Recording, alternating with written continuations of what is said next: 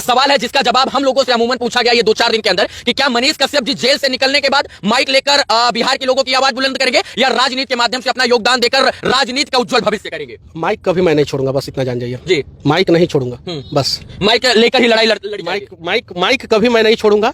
और मैंने जो सिविल इंजीनियरिंग की पढ़ाई की है उसको भी मैं कभी नहीं भूलूंगा। बस इंफ्रास्ट्रक्चर को मजबूत करना है तो सिविल इंजीनियर की सख्त जरूरत होती है और मैंने सिविल इंजीनियरिंग किया है। और देश से भ्रष्टाचार को मिटाना है तो माइक की सख्त जरूरत है और मैं माइक उठा ही लिया हूं और ये 2 चीज मैं कभी नहीं छोड़ने वाला हूं। एक और आपका जो बड़ा बयान जेल जाने से पहले वायरल हुआ था कि हम 180 दिन के अंदर सत्ता परिवर्तित कर देंगे, सरकार गिरा देंगे, उसको लेकर भी लोगों के अंदर काफी जो है मन में चल रहा है कि क्या उन चीजों के ऊपर कैसे बात होगी। देखिए आज पहला दिन है, आज इन सब चीजों पर मैं नहीं बात करना चाहता हूँ। बस इतना जानिए कि कंस, रावण और दुर्योधन का अत्याचार ज्यादा दिन तक नहीं टिक पाया। ये तीनों द्वापर, त्रेता और सतयुग, ठीक है, ये तीनों जो है उसमें खत्म हुए। अभी कलयुग में भी वैसे बहुत सारे लोग हैं, उनका भी आतंक खत्म होगा, उनका भी अत्याचार खत्म होगा, उनका भी भ्रष्टाचार करने वाले लोगों का भ्रष्टाचार खत्म होगा। आज नहीं तो कल नया सवेरा बिहार में भी जरूर होगा। बिहार में फिर से जो है पूरे देश में लोकसभा चुनाव होने वाला है, 2025 में बिहार में विधानसभा चुनाव होने वाला है। आप मजदूर की बात करें, ये बात जग जाहिर है कि आप मजदूरों की बात करने के लिए तमिलनाडु में गए थे क्योंकि बिहार सबसे ज्यादा मजदूर सप्लाई वाला राज्य बन गया है। आप बिहार से बाहर जाकर मजदूरों की बात करें, क्या आपको लगता है कि इस चुनाव में मुख्य एजेंडा बिहार से जो है पलायन रोकना होगा और इसके बाद जो है चुनाव में बड़ी बड़ी पार्टियां बिहार में इंडस्ट्रियल हब की बात करेंगी? आपको लगता है इन तमाम विषयों पर बात करेंगे? बिहार में इस बार चुनाव में मजदूर एक अहम मुद्दा होगा और मजदूर के लिए सरकार को कुछ ना कुछ करना ही पड़ेगा। मजदूरों के आगे सरकार को झुकना ही पड़ेगा।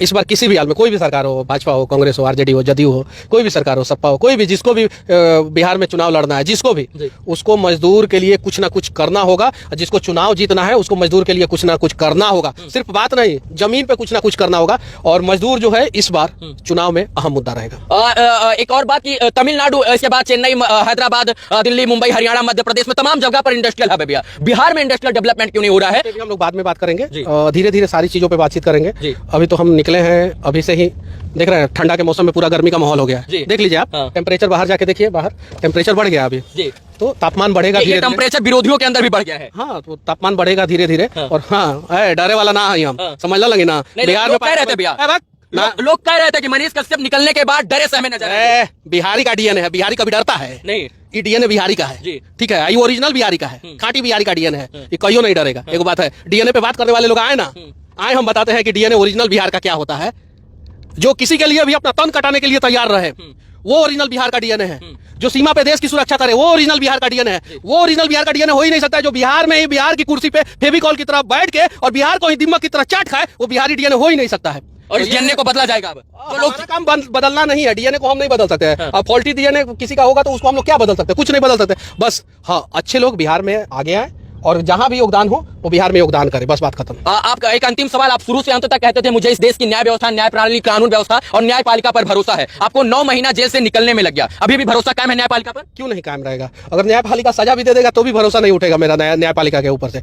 और सारिका बहारिया जज है, मुझे उनके बारे में नहीं बोलना चाहिए, लेकिन मैं बोल रहा हूँ एक उनके बारे में बात। जब मैं तमिलनाडु से आया था तो उन्होंने कोर्ट में बोला था कि अब मनीष कश्यप को बेऊर भेजा जा रहा है जी। और तो फिर किसी ने विरोध किया तो उन्होंने बोला कि बेऊर भेजा जा रहा है। बेऊर मतलब बेऊर भेजा जा रहा है। उसके बाद से मेरे आंखों में आंसू था। हाँ, मैंने वो कोर्ट से निकलते हुए उस आंखों को बिहार के तमाम लोगों ने देखा। वो डर का आंसू नहीं था, वो न्यायपालिका पे भरोसा का आंसू था, उम्मीद का आंसू था।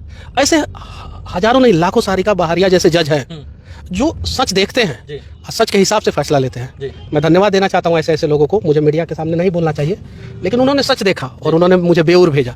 अब एक जेल से छूट के मैं जेल में आया तब मेरे आंखों में आंसू था। अब सोचिए आगे जो होगा, जज जो भी फैसला दे, जो भी जिस कोर्ट में भी मेरा केस हो, जो भी फैसला दे, मैं जज के फैसला के ऊपर मैं सवाल नहीं उठाऊंगा, कभी भी नहीं उठाऊंगा, ठीक है। लेकिन इस नेताओं से तो नहीं डरूंगा, इन नेताओं से कभी नहीं डरूंगा। आपको नहीं लगता है कि आपको इतना दिन जेल में रहना और ये एनएसए जैसी धाराएं आपके ऊपर लग जाना, ये नेताओं की ही करतूत है? उनका भी हाथ हो सकता है? हाथ हो सकता है, उनका हाथ, पांव, टांग, आंख, नाक, मुंह, गर्दन, गला सब उन्हीं का है। तभी जाके मेरे ऊपर एनएसए लगा। मेरे ऊपर कोर्ट ने एनएसए नहीं लगाया था, कोर्ट ने तो एनएसए हटा दिया।